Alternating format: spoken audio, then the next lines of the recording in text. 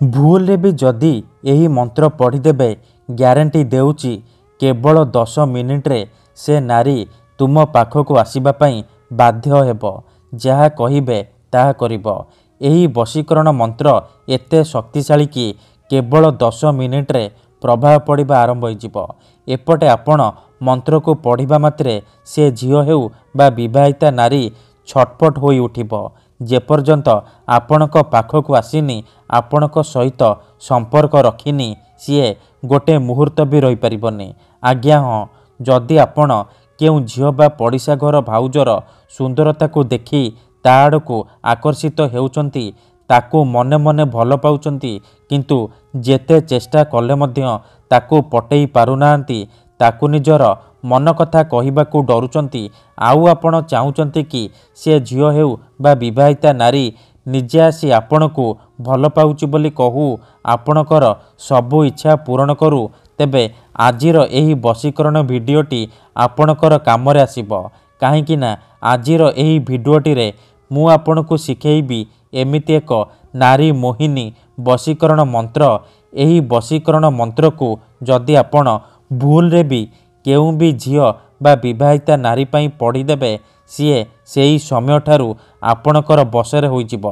आपणक प्रेमरे दीवानी होइजिबो। पागली परी आपणकू भल पाइबाकू लागिबो। आपण ताकू जहा कहिबे जेमिति कहिबे सीए करिबो। कोनोसी प्रकार बाधा देब नाही। नमस्कार फ्रेंड्स, ओडिया फंडा चैनल को आपण मानकू स्वागत। आजिर एही वशीकरण प्रचंड किंतु महाशक्तिशाली वशीकरण। एहार प्रयोग केबे भी खाली जाएनी। जी भी एहाकू करिछि 100 रु 100% सफल हेइछि।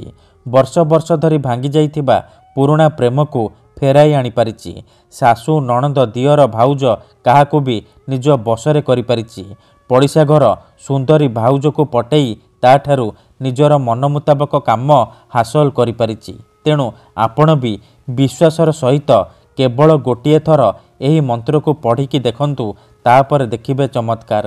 जेउ झियो पटु नथिला से झियो निजे आसीबो, आपणक सहित कथा हेबो, आपणकू भल पाउची बोली कहिबो।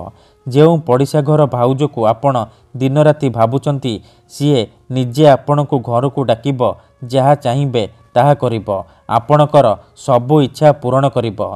तेबे एही विधि को आपण किपरि करिबे, एही मंत्र को आपण किपरि पढ़िबे मु आपणकू बतेइबी। संपूर्ण प्रयोग विधि ठीक भाबरे बतेइबी। जानिबा पई मोर आपण मानकू अनुरोध कि आपण भिडियोटी को मूलरू शेष पर्यंत पूरा ध्यान सहित देखिबे। काहेकि ना अधारू छाड़िकी पळेइले किंबा काटी काटी देखिले आपण किछि भी बुझी पारिबेनी।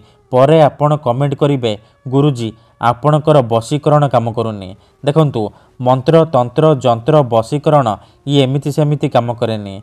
मनरे संपूर्ण विश्वास निष्ठा आउ एकाग्रतार सहित आपणको एही वशीकरण करबाकू पड़िबो।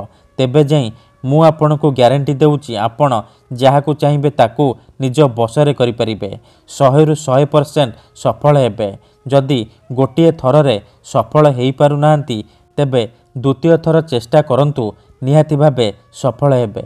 आउ गोटिए कथा मने रखंतु, मनरे कोनोसी खराब उद्देश्य किंबा कोनोसी खराब काम पई आपण एही वशीकरण मंत्र को प्रयोग करिबेनी। काहेकि ना एही वशीकरण मंत्रर कोनोसी प्रकार काट नाही। जेउ झियो बा विवाहिता नारी उपरे आपण एही वशीकरण मंत्र को मात्र गोटिए थर प्रयोग करिदेबे, सीए सारा जीवन पई आपणकर बसरे होइजिबो। आपणकर गुलामी करिबो। आपण ताकू जहा कहिबे जेमिति कहिबे सी करिबो। आपणकर सबु इच्छा पूरण करिबो। एही वशीकरण करिबा पई आपणकू कोनोसी प्रकार सामग्रीर आवश्यक नाही किंबा कोनोसी प्रकार पैसा खर्च करिबाकू पड़िबनी। केवल आपणकू गोटिए मंत्र पढ़िबाकू पड़िबो। तापर देखिबे चमत्कार। ठीक अछि, तेबे मने रखंतु एही वशीकरण विधि को आपण केउ भी बाररे करि परिबे, किंतु जेबे भी करिबे राति रे सोइबा पूर्वरु करिबे। निज बिछणा उपरे बसिकी आपण एही मंत्र को पढ़िबे। प्रथमे आपण कौन करिबे, विधिटी करिबा पूर्वरु भल भाबरे हाथ गोड़ मुह धोईकी सफा वस्त्र पिंधिकी निजर सोइबा बिछणा बा सोइबा सेज उपरे आपण बसी पड़िबे। तापरे 2 रु 3 मिनिट आपण आखि बंद करिकी सेई झियो बा स्त्री को ମନେ ମନେ ଭାବିବେ। ତାର ମୁହଁକୁ ନିଜ ମନରେ ଭାବିବେ। ତାପରେ ଏହି ମନ୍ତ୍ରକୁ କେବଳ 21 ଥର ପଢ଼ିଦେବେ। ଓମ୍ ନମଃ କାମାକ୍ଷା ଦେବୀ ଆମୁକଂ ମେ ବଶ୍ୟଂ କୁରୁ କୁରୁ ସ୍ୱାହା। ଓମ୍ ନମଃ କାମାକ୍ଷା ଦେବୀ ଆମୁକଂ ମେ ବଶ୍ୟଂ କୁରୁ କୁରୁ ସ୍ୱାହା। ଆମୁକଂ ଜାଗାରେ ଆପଣ ସେଇ ଝିଅ ବା ସ୍ତ୍ରୀର ନାମ ଉଚ୍ଚାରଣ କରିବେ ଯାହାକୁ ଆପଣ ନିଜ ବଶରେ କରିବାକୁ ଚାହୁଁଛନ୍ତି। ମନ୍ତ୍ରକୁ 21 ଥର ପଢ଼ି ସାରିବା ପରେ ଆପଣ ପବନରେ କେବଳ ଗୋଟିଏ ଥର ଫୁଙ୍କିଦେବେ। ଏପଟେ ଆପଣ ମନ୍ତ୍ରକୁ ପଢ଼ିବା ମାତ୍ରେ ମାତ୍ର 10 ମିନିଟ୍ରେ ସେପଟେ ପ୍ରଭାବ ପଡ଼ିବା ଆରମ୍ଭ ହୋଇଯିବ। ସେ ଝିଅ ହେଉ ବା ବିବାହିତା ନାରୀ ସେହି ସମୟଠାରୁ ଆପଣଙ୍କ ଆଡ଼କୁ ଆକର୍ଷିତ ହେବାକୁ ଲାଗିବ। କିନ୍ତୁ ମନେ ରଖନ୍ତୁ, ଏହି ବଶୀକରଣକୁ ଆପଣ ଲଗାତାର 3 ଦିନ ପର୍ଯ୍ୟନ୍ତ ରାତିରେ ଶୋଇବା ପୂର୍ବରୁ ଏହିପରି କରିବେ। ତାପରେ ଦେଖିବେ କିପରି ସାରା ଜୀବନ ପାଇଁ ସେ ଝିଅ ହେଉ ବା ବିବାହିତା ନାରୀ ଆପଣଙ୍କ ପ୍ରେମରେ ଦିବାନୀ ହୋଇଯିବ। ଧନ୍ୟବାଦ।